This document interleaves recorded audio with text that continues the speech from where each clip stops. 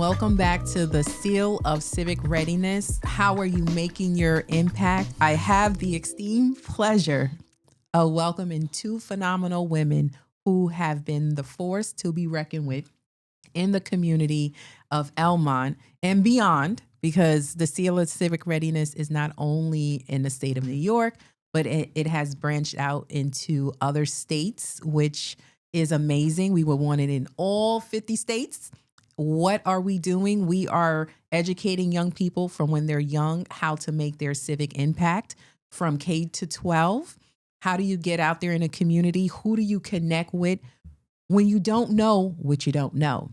So I have Mimi Pierre-Johnson and I have Miss Tamar. I'm just going to say Miss Tam, my other Tammy. Yes. Okay. Who, this is an intergenerational relationship. This is mom and daughter duo. If both of them are in the room, you got a problem. Okay. Because the mic is going to be hot. We know how to speak within 3 minutes at a public hearing. Okay. And they know how to bring out their facts. Okay. And they have their receipts. Yeah. So my question to my phenomenal Mimi, just introduce yourself. And please tell me, where do I start? How are you making your civic impact? And take it globally as well. Wow. Thank you. First of all, thank you very much, Tammy, for having me on. Mm-hmm. I feel very humbled that you would even think of helping, to participate in this. I think the first thing we always have to think about are who are the people that are being harmed? Who are the people that would benefit from anything civically that we work on? And I think that's what is the most important thing, not only locally, but globally, because I always like to say, if something is happening in your community, find the root. And that's what has, for me, has brought me to Haiti to find out why are people leaving such a beautiful island. Tell me more. Tell me more. As a community organizer, you get to hear people's stories when you're on the ground. You get to know what are their hurt, what are their pain, what is it that they are looking for to make their lives better. And if you live on an island that 70 degrees all the time, beautiful sun, the beaches, white sand beaches, what would make you want to leave and come here and not have a job, possibly undocumented? How are you going to compare the two? What is the story? So I started to understand how the politics are in Haiti. Like, what is it that's stopping people from enjoying their lives? And I found a whole lot. And what is it that makes people stay here in spite of what's happening in their hometown? And that led me to not only Haitians, but all immigrants and first generation born here, because there's still that tie. So yeah.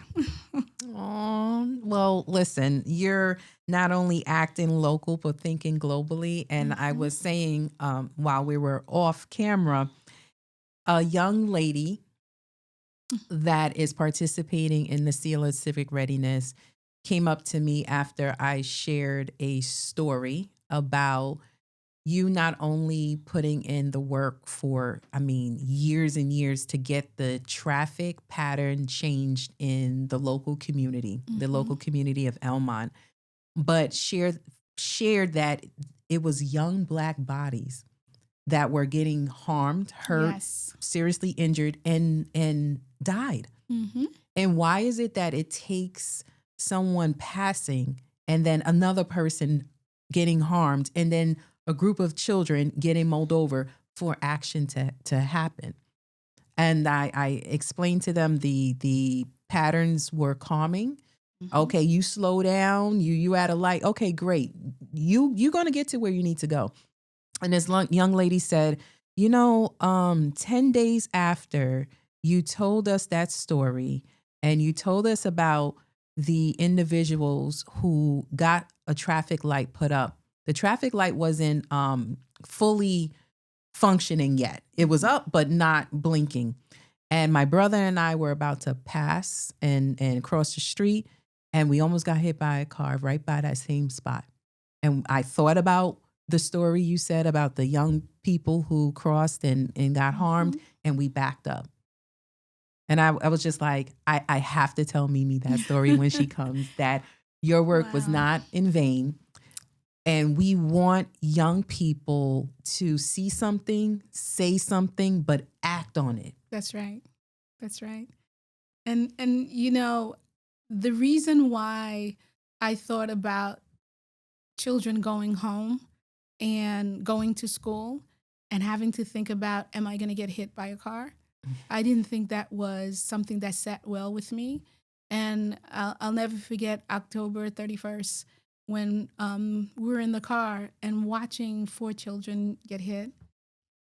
My husband was going to work one morning, and one of the young ladies who passed away, and he says, "Oh my God." And I just said to myself, something's not right. And so we often see things that doesn't sit right with us, but we have to always ask ourselves a question: am I able to do something about it? And I'll never forget the morning, and Tammy, you were there. I'll never forget the morning we decided we're going to get all the, powers that be, right, to take a walk down Dutch Broadway. And I remember saying, I live between a elementary school, a high school, and junior high school. When you stepped out, on the road, you don't know that.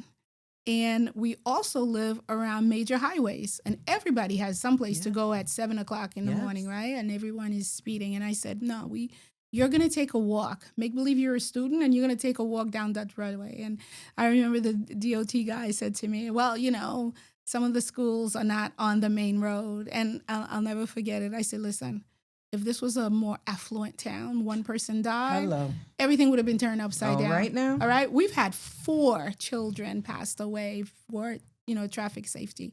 And I said, so we're not here to just look. We're here to change the law. That's right. And we did it. And right.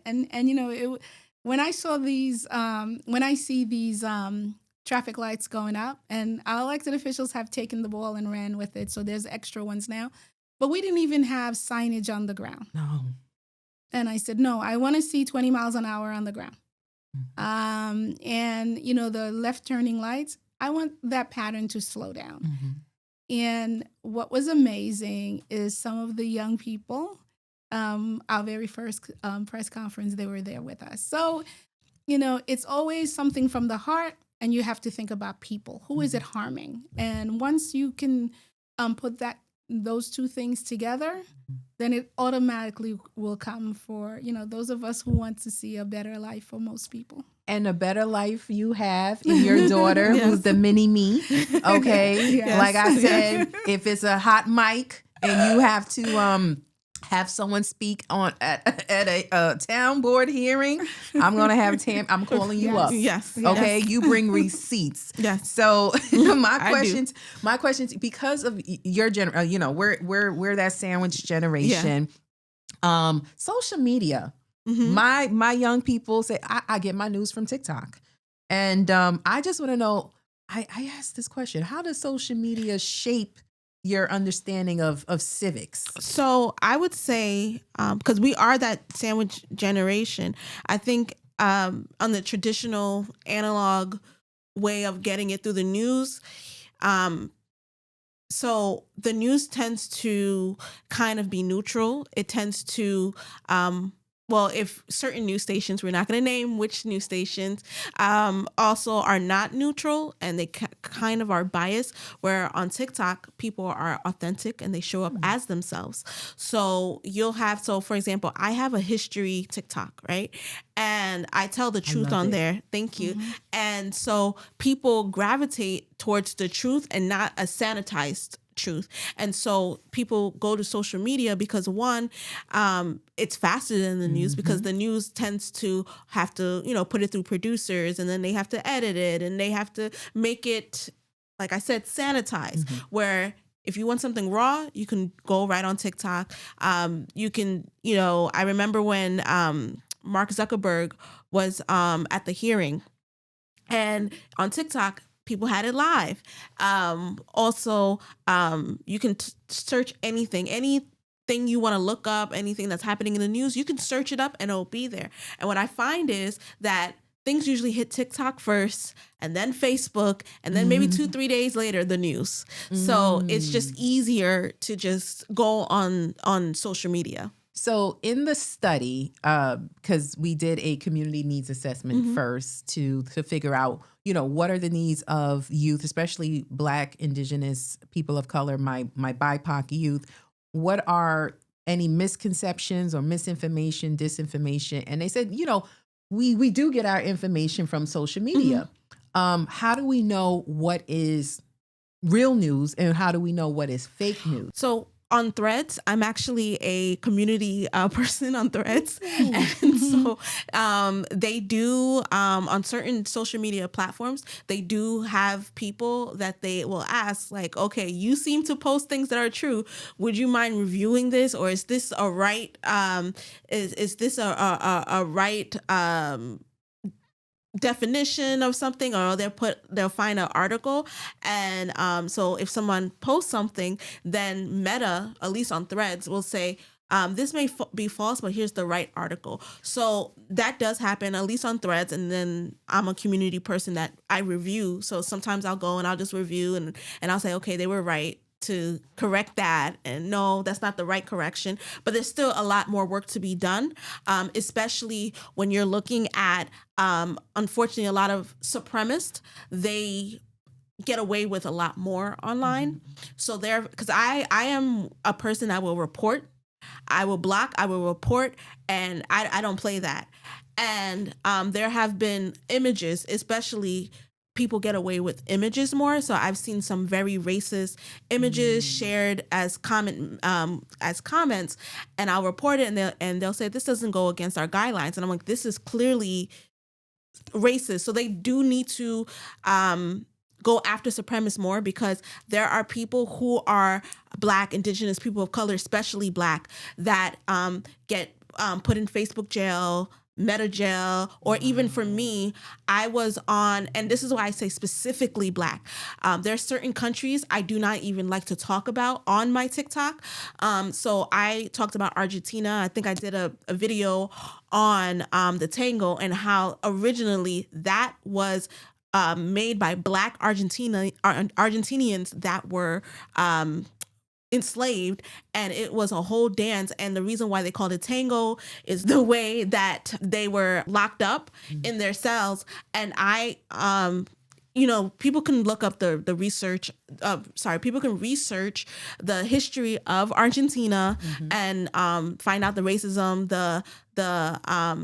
the whitewashing of and of the ethnic cleansing of Black people in that particular country. But I had people report my video and say it was false. It wasn't false. There was information, and I uploaded the video again, and then nothing happened. But you have a lot of people who are white supremacists that particularly go and look for when Black people, especially Black women, are saying things, and they will try to discredit and say, oh, this is false information. And they know to block the videos of Black people. But for some reason, for white supremacists, they allow them to spew hatred and make videos and post certain comments. But it's not fair treatment for them when people report what they're reporting as well. So when it comes to facts and not facts, that is the biggest issue that I see on social media. Obviously, there's other things, and it's a whole world on social media, because you have the FBAs, and you have people who are saying Black people are not from Africa. They were always here, and that's a whole another huge thing. So now there's people that are now it's a whole rabbit hole that's happening online. And so my thing is just for people to do their diligent research before even going to social media. So, okay, just because someone has information doesn't mean that it is right. Doesn't mean that it is sound. And so that's one of the biggest things I would say before going down those deep dives. Man. Wow. You see, and I was saying, my mama got me on TikTok, okay, because she would send me 1,000,001 videos, probably got 100 still in that inbox, And she's like, but you got to go on there. And she sends me recipes. She sends me great history. Yeah. Great history, things I never known. So I appreciate her for that. I posted my first 2 videos to encourage people to get out and vote, and also talk about what voter suppression looks like through gerrymandering. And it in one day it got like 1,000 views. And I was like, oh. And so that's the other thing about TikTok that I enjoy is that on formats of other social media, their algorithm is very it's not conducive. It's not really helping people. And this is why so many people were upset when this current administration tried to shut down TikTok. I get paid from TikTok, right? I need to post a little bit more.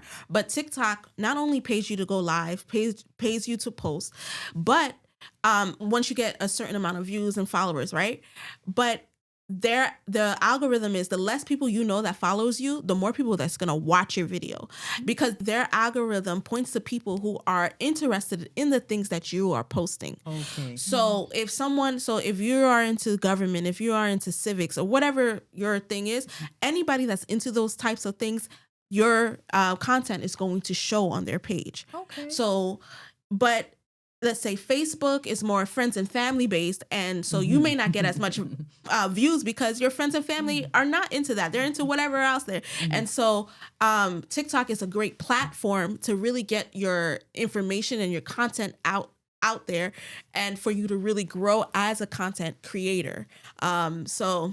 That's one of the things I always tell people. My students, my graduate students would say, you're so funny in the classroom. You should put your sense of humor in teaching out on social media, because a lot of young people would benefit not only from learning about civics or politics, but also the voter suppression piece from humanistic storytelling. So I appreciate it. Well, thank you, ladies, so much for joining us. And please, if you can just say one thing that would motivate or build the confidence of young people to get out there and make a difference, what would you say? They matter. Yes. They matter. Their thoughts matter.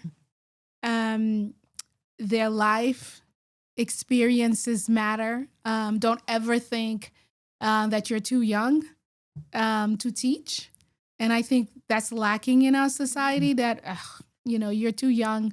What do you know? What experience do you have? But there are many things that we can learn from young people these days. There's so much you can learn. Pablo theory. Yes. It's the co-teaching. It's the relationship. Right. We are co-learners in this. And I love hearing from them. I always have young people around me. That's why they always think I'm much younger than I am. I'm telling you. Well, you're going to stick around. Thank you. I just need you to stay with me. And thank you. Thank you so Tammy. much. Thank you. All right. Should I say something about some of the young people? Oh, yeah. I would say the revolutions have always been in the hands of the youth. If you look at Martin Luther King was only 25 years old when he started the bus boycott in Alabama with Rosa Parks. Both him and Malcolm X didn't even get to see 40. And so when you look at SNCC, when you look at every major revolution, it's always been the youth. It's always been the young people, because unfortunately, as we get older, we tend to get jaded. So the time is now for young people to really get civically engaged and active, because throughout time, it's always been the youth. So the time is now. Time is now. Yeah. I love it. You're going to stay with me. Thank you so All right, much. thank you. You got it. You got it.